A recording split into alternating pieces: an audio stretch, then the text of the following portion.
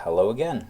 So just after completing that first rocket launch contract, I'm going to try to complete. So that got me the first. No, those are active. There we go. So that got me first flight and just a couple of automatic, I guess, just benchmark. Hit a certain height, hit a certain speed, etc. So now that bump in everything gives me the ability for these. Now I can build planes. I might beg some friends for some planes. I've been provided some planes for RP-0 in the past, but honestly I don't that generally enjoy flying or landing them.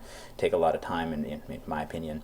But there's definitely a way that is absolutely basic, like high altitude planes and space planes are totally now a valid way to move forward in your career in RP-0, and I encourage anybody interested in it to try it. But I'm just going to go to sounding rocket low, and the benchmark for that is to cross 60-kilometer altitude. So in that previous sample launch, you saw that I could not do that. That is not an altitude that craft could reach. So I'm now going to tweak, improve upon this basic design just a little bit in order to try to achieve that altitude. Let's see. So I'll start from that existing sounding rocket. Those are just the craft files that come with FASA that I do intend to riff off of or use or whatever. So sounding rocket 1. And then I think after this video, I'll be jumping over to, I already have kind of an on-the-go save that's just slightly further forward than this because I couldn't record any videos last night. That I'll just jump over to that in case you see any slight inconsistencies in numbers or things. So this craft, with what it can do, it can burn for 50 seconds. So let's see, that is the burn time of the whack corporal. So 50 seconds, burn through penalty goes way up at 80 seconds. So notice those differences. So say with this one, each of these that are listed are a variant of the same engine, because as RP-0 stands now, it uses a lot of the memory that you have available in a Windows 32-bit install. So we just use the same model for families of engines, which is probably something we'll keep doing going forward. We'll just be able to kind of variegate them or use higher quality models for some things as people produce and provide us higher quality models. So currently that's the only config I have. If I'm curious what the next version I can unlock will be, so I can hover over these and it will tell me a bit about them.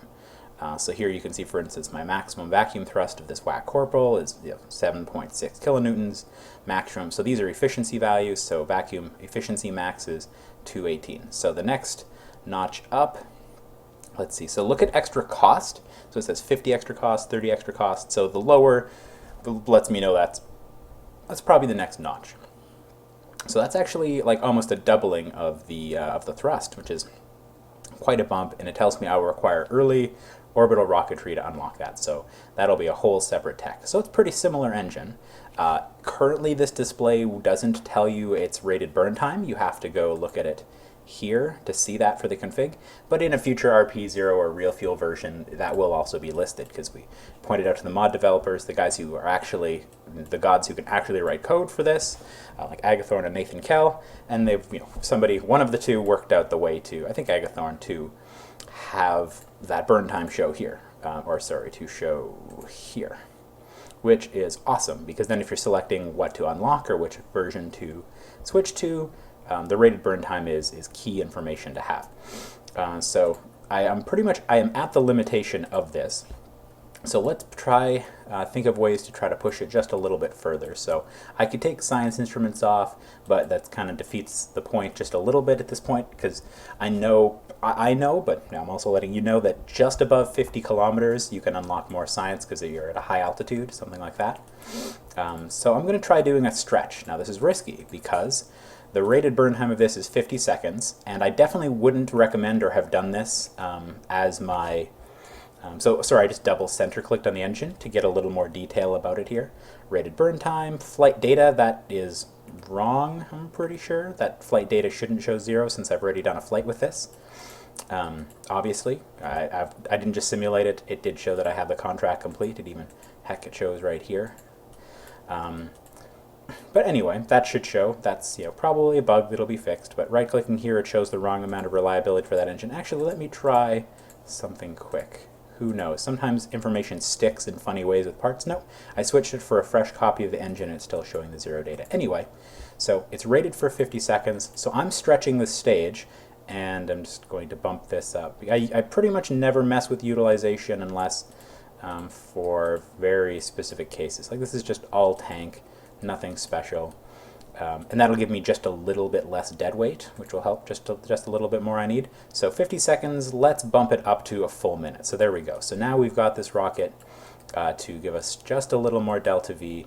And let's just do a quick test to see if that, here, I'll empty tank, refill tank, remove tanks, refill just in case. So sounding rocket 1.2. All right, so let's just do a quick simulation test with it in order to see if it can reach 60 kilometers, because that's all I really care about this rocket. I want it to reach 60 kilometers so I can complete the most rudimentary low-sounding rocket contract. The secondary objective being to get the science, one or the other. Oops. So if I cross 50 kilometers, I can get the science. If I cross 60, I can get science, the same science I can get above 50, as well as complete that contract. And that will be pretty much just dependent on the raw abilities of this rocket, but also whether the test flight gods are kind to us, whether Agathorn decides to kill me or not. So here we go. He's obviously the guy who develops TestFlight. So here we go. Drop off that. We start to get the spin. So there we go. So you can see that you have a lower chance of success just during engine startup, because in practice this does follow what happens with real rocket engines, right? If there's just like a chunk of something in it, like some obvious catastrophic failure, it's similar to hard drives as well, right? It'll fail right either at the beginning or near the design end lifetime. One of those two times it's much more likely to fail. And so this data did seem to persist. It just didn't show in the VAB. I might point Agathorn towards this video and maybe he can point out why, or let me know that's a bug he's already fixed as he develops TestFlight for KSP 1.1. Let's see, I don't have a window. Oh no, I just covered it up. There we go. Let's just move that so we can see both at the same time. So I usually don't have this window open, particularly in a larger, more complex craft where you have a ton of engines and you might want to have more data. It just takes up a ton of space. That's why it's nice to have this little window, which again I opened with this, because there we go. When an engine fails, I might have actually accidentally triggered it for all I know with that. Who knows? But it looks like I didn't quite reach 60 kilometers. So I did get a failure when my burn time was above 50 seconds and approaching a minute. And the engine just completely shut down. That would be an option that might let me repair or anything, but actually just made that go away. So I can't repair this engine in flight. So I actually will just maybe, if air resistance doesn't take more off of my altitude, I'm just going to breach 50 kilometers. Now that isn't like planned. I didn't expect this precise thing to happen. I kind of hoped the engine would run the whole time and I'd get just a little more altitude, and you can tell the engine didn't run the whole time because I have a little extra fuel here, and this tells me this it failed. So you can see the mean time between failure was coming down to smaller, more likely failure times as I click once, move the mouse away, there we go, as I was coming down, or as it was exceeding the burn time. So just as I crossed 50, there we go, it's happy. Notice I got yay, hit 50. Now quickly I hit my hotkey and transmit my science, because now I am in the temperature scan from upper atmosphere over biome. It says over biome. I don't recall offhand if that will actually matter, like if it's worth flying it over a different biome or not. But anyway, I got the science, I transmitted the science, and in part it's because I brought that tiny bit of, that sliver of extra battery. But now I've got all the science I could get from this specific sounding rocket in this biome, right? Unless I launch it somewhere else. Like maybe I could tilt it and get it over the water, sure. But right now my main goal is to get this rocket revert. So that was just a simulation, but that's exactly what might happen when I build this rocket. Actually, I need to set up a squelch button. Sorry, my throat is sore, and I don't want to just cough into the microphone, or just cover it up and so you hear the exact same thing.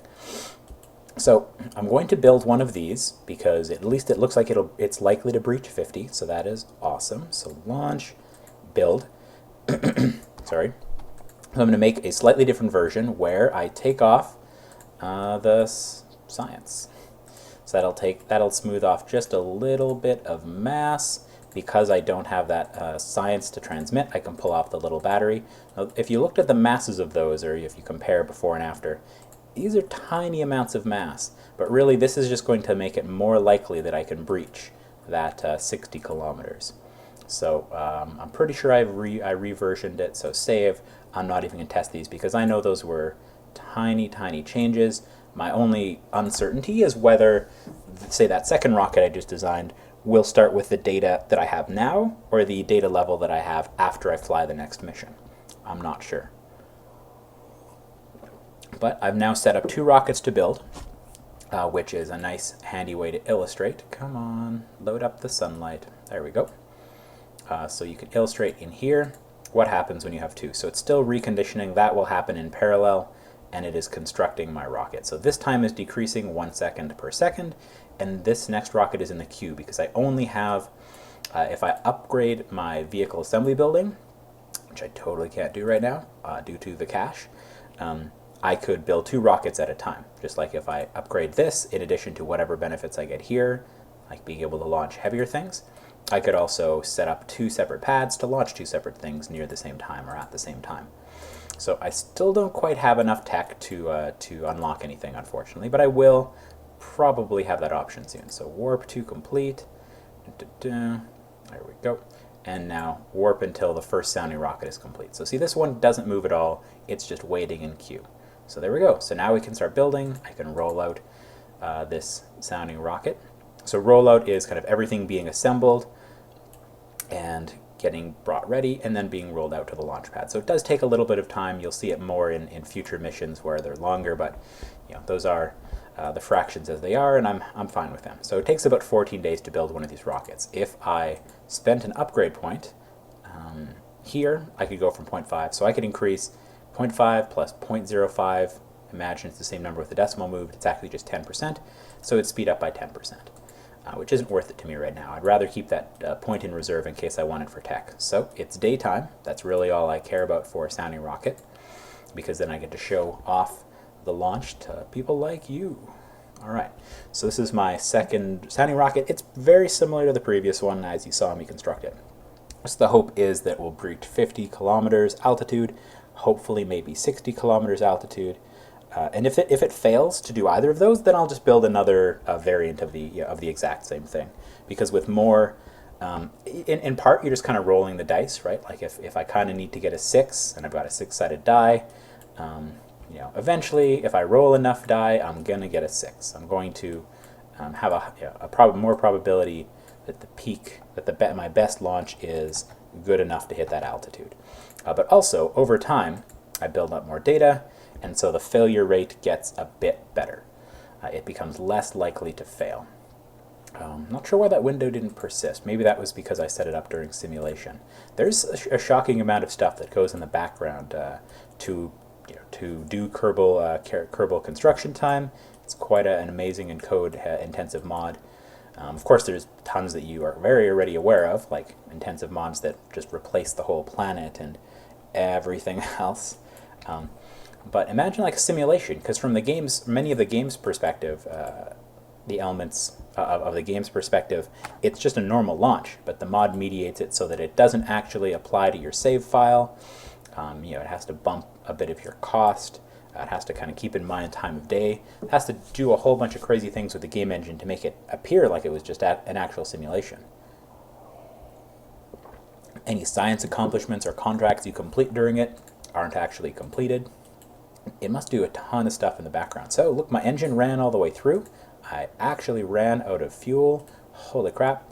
And as you can see, I did get a little more altitude. Not a ton. So if you stretch a stage beyond its rated burn time, even by a little bit, from 50 seconds to a minute, you drastically increase your failure time. Like, look, so 38-second mean time between failure. You don't actually have to necessarily know what that metric means, just that that's like 1/10 of the reliability or less that it had during its rated time. It becomes more and more and more likely to fail the longer you run it past burn time. But just by stretching a little more, we got way more risk because we exceeded that burn time, and we got a little bit more altitude. So I can't just keep stretching this. It's not like a normal, say, Kerbal mission or RP-0 without TestFlight, and this is why I want to play with TestFlight, because it's such a cool balancing element, or like realism, challenge, etc. I can't just keep stretching the stage until my sea level thrust is just above 1, because this engine will burn out partway through. And if I were to build a sounding rocket where the sea level thrust was, say, 1.2 or something like that, then I'm not going to even reach this altitude because the engine is going to fail and I'm going to be left with a ton of unused fuel. And there are tons of ways you could design around that if you want to, right? If you still want to play with TestFlight, but you want to face that challenge, I've done similar things in the past.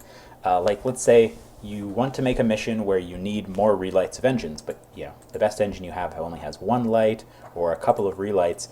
I have built a stage where it had not just one engine like this, but like 2 engines around it. Like, imagine a bigger stage, so 2 engines around it and this one engine. And so the 2 engines fire to get it into orbit, and then once they're out of ignitions, I use this center engine, which still has an ignition, to do my later burn. So it's crazy. I'm carrying the dead weight of those other engines, or I could potentially drop them. But you can still make some pretty crazy and laughable designs if you so choose to.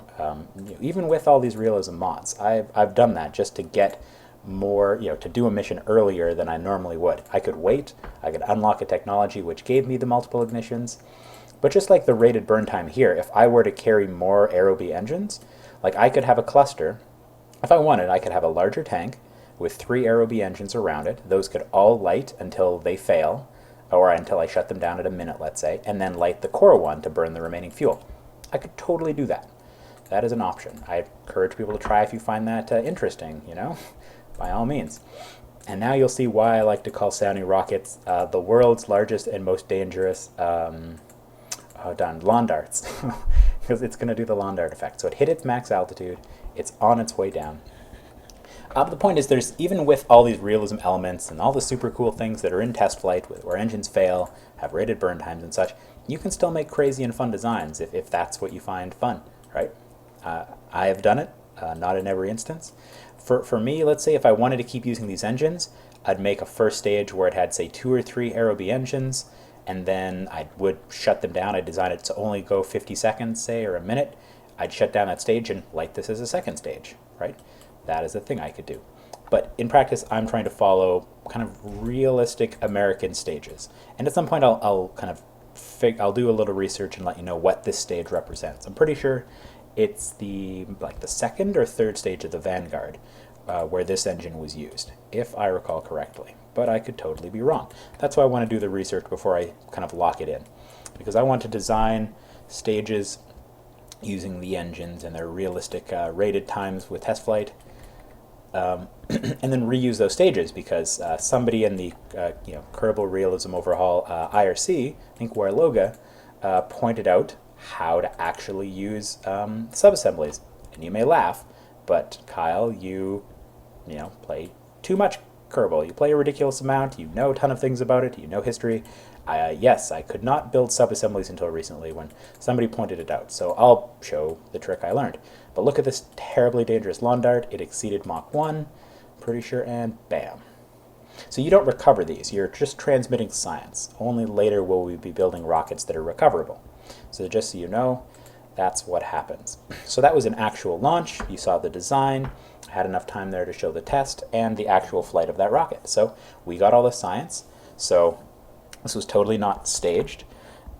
Yes, rocket pun intended. That's kind of what I was hoping from this design, that I would hit the altitude and I would get the science. But now, this next rocket is just gravy. I'm going to get a little bit extra experience from it. I'm going to get a little more data for that engine, just in case I want. I'm going to take this next contract because look, I only have to hit 45 kilometer altitude, so I'm totally going to take that because it's going to give me 670 credits minus whatever this rocket cost, which I don't recall offhand. But anyway, when I return, I don't know, I might change up the saves, but I'll probably be doing my next sounding rocket using a V2 rocket. Because just as Americans and Russians were kind of designing their own little engines, like you see, like the Aerobee we're using, they also took the technology that they got from the Germans after the end of World War II, and they're bigger and more expensive rockets, but they have their strengths and weaknesses as well. So So the next tech node I want to unlock is early orbital rocketry. I kind of want to save up for that. So I'm not sure how I'd get the other 2.6 science to reach that. But maybe I'll be able to do it with a V2 sounding rocket. But right now I'm just going to keep these science points in reserve and spend another one of my upgrades here. Yeah. There we go. So thank you for watching. I hope you enjoyed it. I'm enjoying myself here. Watching the RP-0 playthrough with kind of realistic stages, FASA America rockets. Thank you for watching.